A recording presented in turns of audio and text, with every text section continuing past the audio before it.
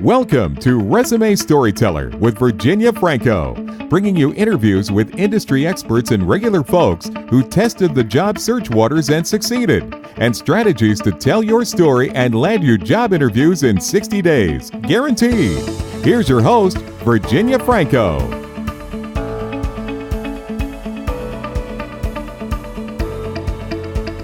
Hi, everyone. I am delighted to introduce my guest that I have with me, Amir Bormand. He is a tech recruiter, co-founder of Elevano, a California-based recruiting company. He is unique to the recruiting industry because he's a former engineer himself and says he can still jot out a few lines of code. He has seen the technical recruiting game from both sides and encourages a candidate-centric approach to every aspect of technical recruiting and sales. His overriding desire is to smash the stigma left by current recruitment strategies and replace them with a more transparent, honest, and empathetic service offering. So Amir, thank you so much for joining me. And I'm sorry again about the technical difficulties we were having at the beginning there. Thanks for having me. So you heard me give a quick overview, but I'd love to find out how you came to start your own company. Tell us a little bit about your journey. Yeah, so I never thought starting out, got my master's degree in information systems, started down the path of wanting to be a developer, thinking that's exactly what I wanted to do. I think it was maybe 2-3 years in, I started realizing that I really like talking to people. And the more I sat behind a keyboard putting out code, I more and more realized that I much preferred the meetings and the dialogue between people versus the coding. I was like, what am I going to do? I'm kind of committed down the path. I got this degree. I can't just kind of drop everything. So I decided I was going to head towards being an analyst, being a project manager, and at least that'll give me that people interaction. You know, little by little, I realized I just liked it more and more. So I just kept gravitating towards that until I got into pre-sales and sales-oriented, roles in the IT side. And then, you were a sales engineer? Yeah, I mean, I dabbled in a little bit of sales engineering, a little bit of pre-sales, and then that translated into a BI practice manager role, which allowed me to be both a little bit of a overall engineer in terms of direction, but also really being in front of the customer, setting the stage, talking to the C-level in terms of what the vision of the project is, that kind of stuff. Okay, and that gave me the real taste of what it was partnering with salespeople, and I was like, I just love this. I got to do this more. Oh, that's fascinating. So what got you into recruiting? And tell us about what your firm does. It's a little different than some of the other people that I brought on. Yeah, sure. So I can't actually tell you the day that we got into recruiting. We actually started off in BI consulting, in business intelligence consulting. That was my background. That seemed like a pretty natural area to go into. I think at some point we were working with a client, and the client asked us, hey, we don't need you to help with the project any further, but do you know if somebody can help us, in terms of putting a body in the seat and taking over? And we had a little bit of a light bulb moment where we were like, well, why couldn't we do that? It seems like a lot of money they're trying to give somebody to do this aspect of work. I'd never done recruiting, really no idea of what went into it, but we said yes, the young business would. We learned trial by fire, all the ins and outs of recruiting, and that's kind of how we are in our current form of Elevano. How many years have you been in the recruiting space then? So I think I'd say it happened pretty early. We're probably now year 6 going on 7 into recruiting. Wow. Okay.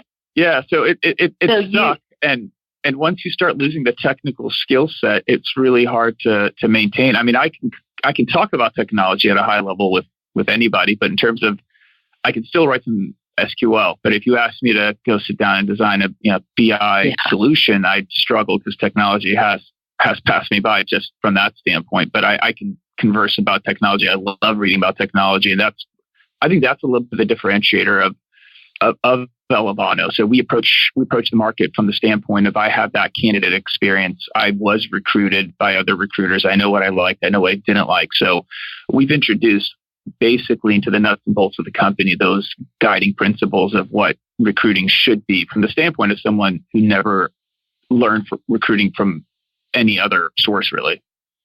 Right. Yeah, the firsthand experiences on the other side of the table.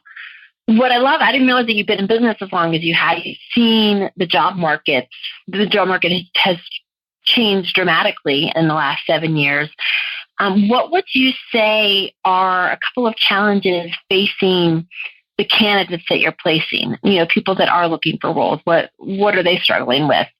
I think right now the biggest struggle candidates have is there's just too many options for them at the moment. And that's a good thing for candidates because everybody is looking for talent that is on the market and they have 8, 10, 15, 30 different people reaching out. And the question becomes is when do you stop? Like, you're turning over a lot of rocks to find the right one, but at some point you have to commit. And that's probably the hardest thing for them to know is, am I selling myself short? Should I keep going with this search process or do I take the offer when I see something I really like?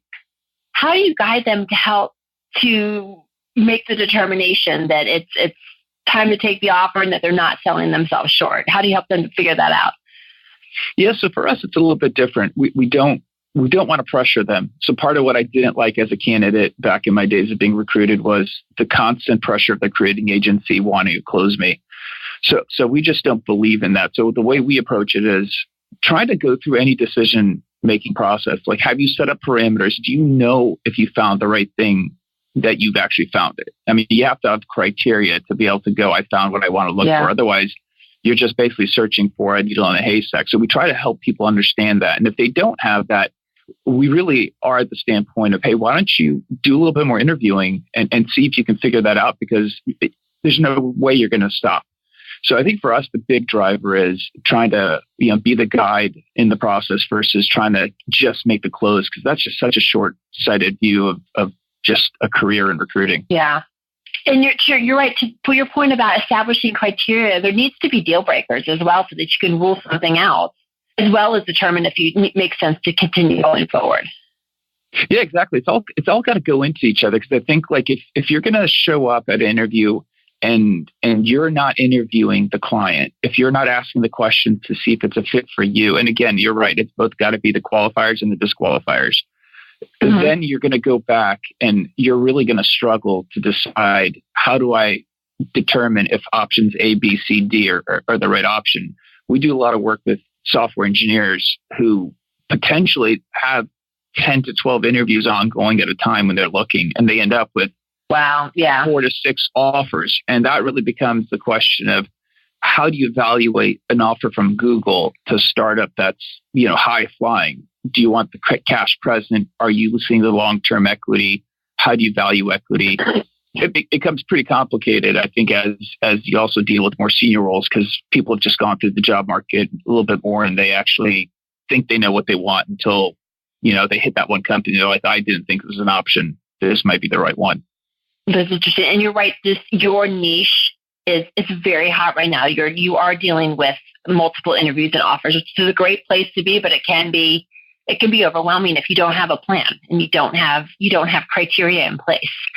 As your clients are going through this process, is there something that surprises them? Maybe something unexpected that you help them to work through? Yeah, so I think what the market shifts, and I think a lot of clients lag in the shift. So we're dealing with multiple candidates, multiple companies. So our view as a recruiting company, and hopefully part of our value add to our clients, is we see the market shifting because we're not just dealing with one corporate brand and finite set of candidates for a particular role. So a lot of times we just see the lag. So we see the market's already shifted. We know salaries need to be increased 5 to 10% to be competitive. And the way I view recruiting, actually, I view this as just as project management. So there's a project management triangle, and you have budget, you have scope, and you have time. And one of the 3 variables have to be flexible. And when you have a client who doesn't recognize the market conditions and they believe that, hey, we're just going to wait, that becomes challenging to explain to that client that based on your giving salary, what would have been appealing 6 months ago, you're going to go through interview cycles and you're going to lose. And that becomes a challenge because they think we're trying to bill more. And a lot of times the conversation is, why don't you see if people are taking your offers at that salary? If not, then we really do need to revisit particular issues that might be in the offering itself. Okay. So your knowledge of what is happening in the marketplace is really instrumental to helping them. You're right, because when you have the benefit of working with so many different companies, which probably helps you identify shifts before others. Yeah, and the real issue with that is it's a bit of a conflict of interest, and I understand why clients view the advice with about 18 grains of salt, because they recognize that we get a bigger fee the higher the salary goes. So from their standpoint, they're like, well, these guys just want to drive the fee. Well, if we don't make the close, we don't get any fee. And sometimes we've actually gone to the client and said, look, there's a $10,000 difference in the offer. We're going to peg our fee lower just to show you that it doesn't matter if we made an extra 20% on the delta. We know that's what it's going to take. And that goes a long way to the client recognizing that we've eliminated that conflict of interest. But I do think that's the big reason when recruiting companies tell their clients that you need more money in offers, they instantly think, well, obviously you do. You want a bigger fee. Right. But it's more than that. And it's all that advice, if followed, obviously shortens the time to make a placement. So it's a win-win for everyone. Absolutely. 100%. What about on the other side of the fence, job seekers? What advice would you give someone thinking about making a career move into looking to find a role, the kinds of roles that you place? I'd say it's interesting. The job seekers that we work with in the engineering space, the creative space, the digital space, they're in such demand. Very few need to go look. There's offers being brought to them by the droves. Has that been that way since you started? I think we were able to use job boards to procure our candidates maybe up to about 3 years ago. And we saw a strategy shift for the company where 90% of our placements became passive candidates, and we completely dropped every paid job board that's out there. So I think for job seekers that we're looking for, they expect us to go find them. I think the other job seekers, but the funny thing, honestly, is accounting, finance, HR, sales, operations. I don't think there's a single vertical of work that is not in such demand that recruitment people are not reaching out for them. So I think if you're really active, there must be a driver that causes a candidate to jump on the job board and start applying for 10, 15 jobs. That driver obviously might be the company was unstable or something along those lines. They just have to move, and they're going to turn quite active, and they're going to be proactive about it. But we're seeing that less from our standpoint right now. How are you finding them? You're right.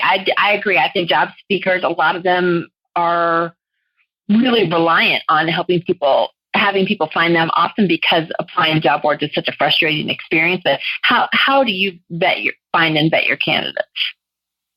Yeah, so we're right now, obviously LinkedIn is a big source of candidates for us. We are using, other avenues for the engineers. So we do look at, a tool like GitHub, where it's a repository where software engineers use. So we use that a little bit. Twitter, Instagram, believe it or not, has a lot of software engineers, a lot of creative people, UI, UX, product managers on Twitter, Instagram. And what's funny is we started doing market research on where our candidates were. We started asking candidates, what social media do you consume? You must be sick of us hitting you up via email. So how else would we be able to get to you? And they actually, I think 40 to 50% says one of the big three, Instagram, Facebook, Twitter. And it makes sense. 1/3 of the population uses Facebook, Instagram in some form or fashion. So it's a lot easier to post a job on a job board and hope somebody applies versus being proactive and producing messaging and content for different platforms and hoping that you can get candidate engagement that way. Instagram, Facebook, and Twitter, but then you said that you use LinkedIn. Do you find that you're getting away from LinkedIn in this space, or is LinkedIn still the primary? Honestly, I do think LinkedIn is the primary because it's what it was intended for.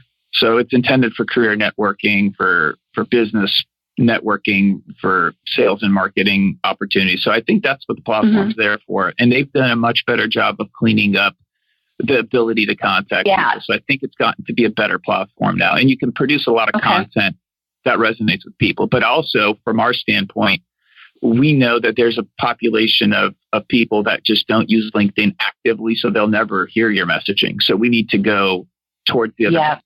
No, that makes sense. Yeah. So in terms of LinkedIn, is to find them, and then the other the other social media platforms are to get the response?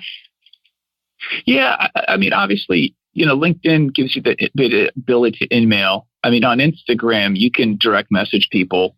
On other platforms, on Facebook, you can reach out. So you're right. Other people tend to be more active on those other sites. They might have a presence on LinkedIn, but they're not engaging and they don't respond to the inquiries the same way. I've found. Yeah, and on LinkedIn, what's happening is you're getting 80 recruiter messages hitting you up, and they're all copy and paste messages. They all look the same. There's nothing differentiating them. So for you to get a response that way is really difficult, and it's the easiest path that a recruiter will take. And if a recruiter is working on just purely volume and not personalization, which we're high on, we do ultra personalized messaging, then obviously your message is going to go in an email. And a lot of these job seekers that we asked about the platforms they consume, they said, yes, I use LinkedIn, but mostly when I'm actually looking for a job. Otherwise, I'm pretty inactive. And then when I need it, I use it. So really, are you getting a hold of those people? Yep. No, that makes sense. And what you're saying though is that people really need to have a presence. They want to get found and be in demand, and be at the top of the pile. You need to have a presence across a couple of different platforms. Yeah, absolutely. I think if you're a candidate that's out there and now has an opportunity to be their own advertisement billboard of who they are, how they think, how they solve problems. And if you're, let's say, working in a marketing role, you should have a big Instagram account that's highlighting your creative side, because that'll be the biggest social proof you have. And if you're in accounting finance, maybe you write a blog on Facebook about, an article on Facebook about the tax law changes. So when you reach out to somebody, if you want to reach out for a job, you can actually say, hey, look at the content I produced about, let's say, the tax law changes for 2018. Look at my views on them. It's showing you're up to date, shows that you do research. It's really continued education. It solidifies your reputation. Expertise. Everyone wants expertise. And it's whether you are finding a job or let's say you want a side gig on as a contractor, on top of your job. Speaking about maintaining a presence across a bunch of different platforms, how would you recommend someone proceed when they could go in a lot of different directions? I mean, there's people that their skills are pretty diverse. How do you recommend they position themselves for different kinds of roles? So it depends. If you're talking about how do you position, let's say, social media and producing content, and you have different interests, I honestly firmly believe, though, if you're able to do 10 different things, whichever one interests you more, tackle that one first. Nobody says you have to stick with it long term. You could produce other, activities or hobbies or whatever supports the other interests around the other, options 2, 3, 4, and 5.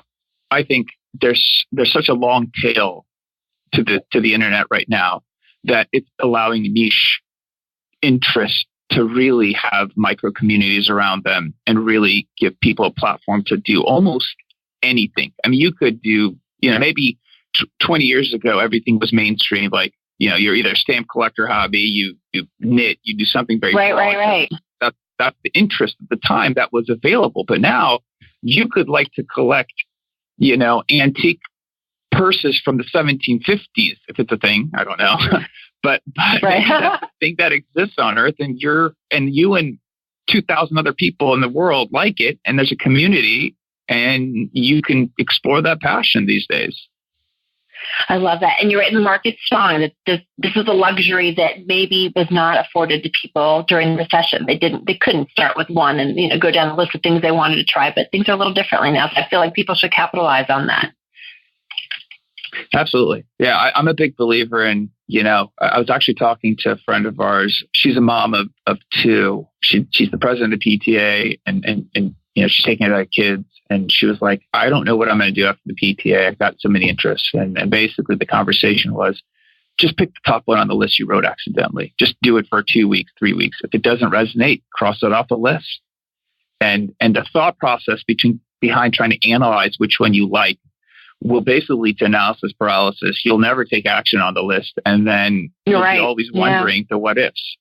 The best way to find out. And you can volunteer for a couple of weeks to see, there's ways to dabble without hurting your livelihood. Absolutely. There's so many different paths to explore. I think, yeah, and it was an interesting conversation with her because I think she realized that she was actually using that as a bit of an excuse to decide. And I think she realized that, she'll take, she loves everything Disney. I was like, you should just do that. That's a passion. There's no reason that you wouldn't just pursue that, because you're going to dive into it and do the nitty gritty work, the hard work, and figure out whatever path in that space you like. And that's what I'd recommend to anyone. Oh, I love that. So I want to sort of shift gears here. I've heard this a lot in Silicon Valley. Tell me about your thoughts on age discrimination when it comes to hiring practices, especially in the world of software engineering. Maybe it's too young, too old. Is that something you're seeing in your industry? And how are you guiding your clients and job seekers on that? I'd like to say it doesn't exist. I wish I could tell you 100% that we don't feel it. And people might not explicitly talk about it, but you can understand and read through the lines when you get feedback on a candidate. And it does disgust me, because I think you should be looking at a qualified candidate irrespective of everything and anything else. And it happens at both ends of the spectrum. So you might have a candidate who's, let's say, 6 months of work experience, but at a really good company. The guy, gal, whichever is switched on, knows their stuff. And you talk to the hiring team, you're like, you should be talking to this individual. They have less experience, but in a couple of months, you're going to see a value and they're going to be a star for you.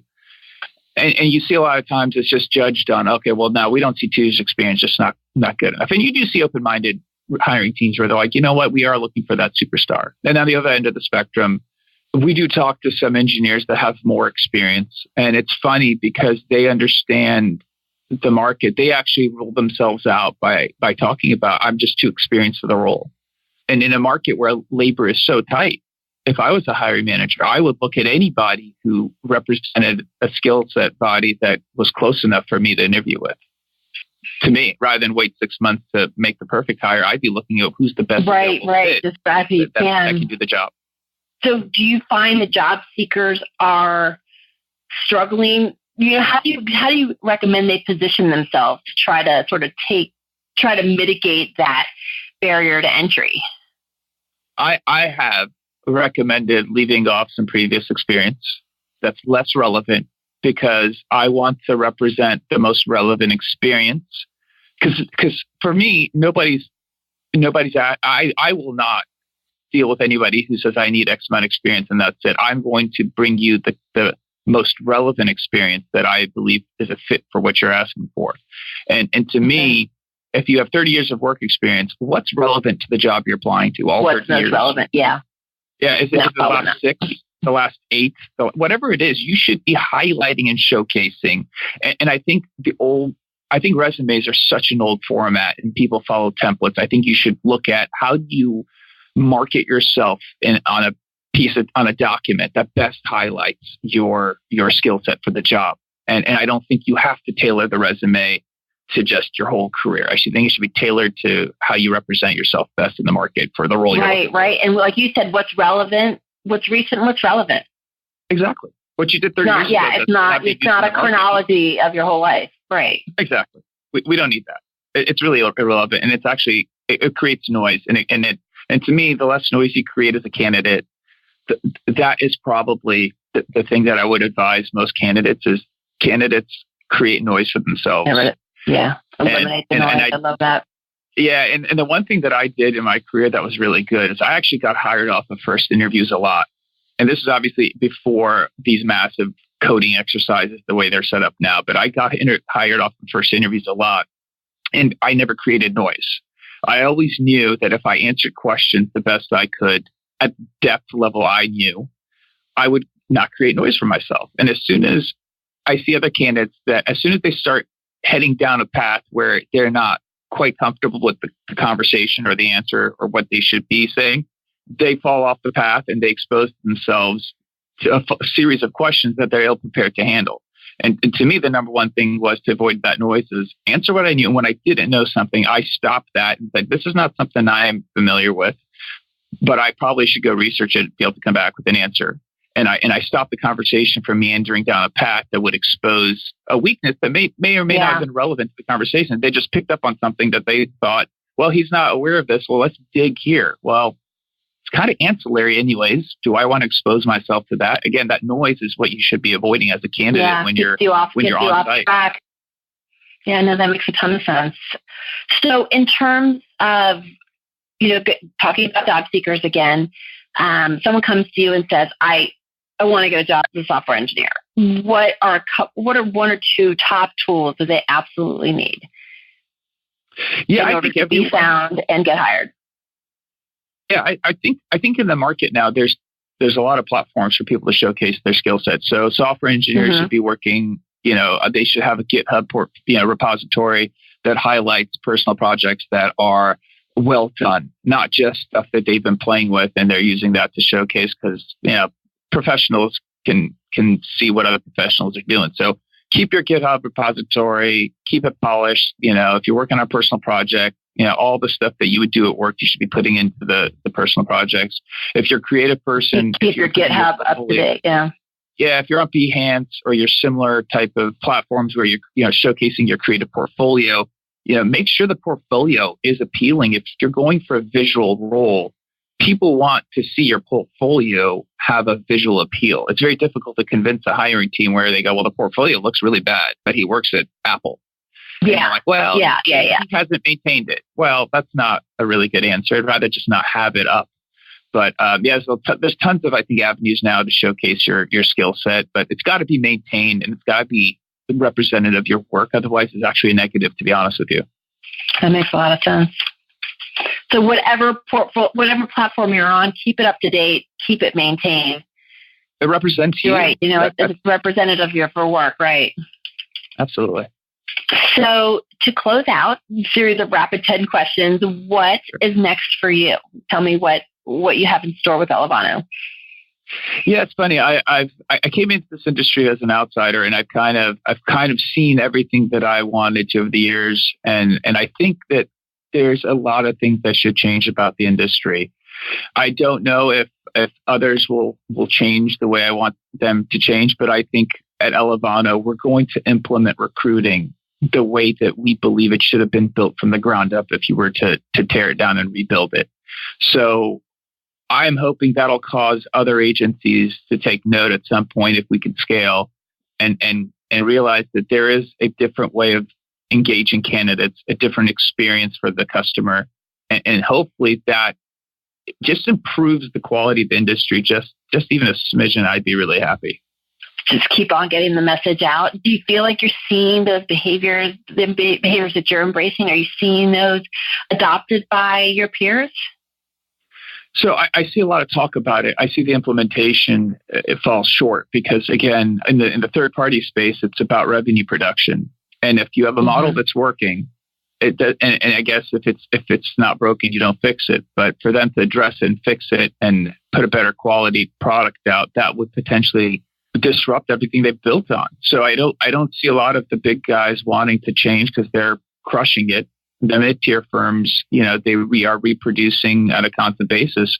But I think like smaller firms that are growing really should embrace those competitive advantages, bring it to market hard and fast, and force others to react to play the game that they want to be played.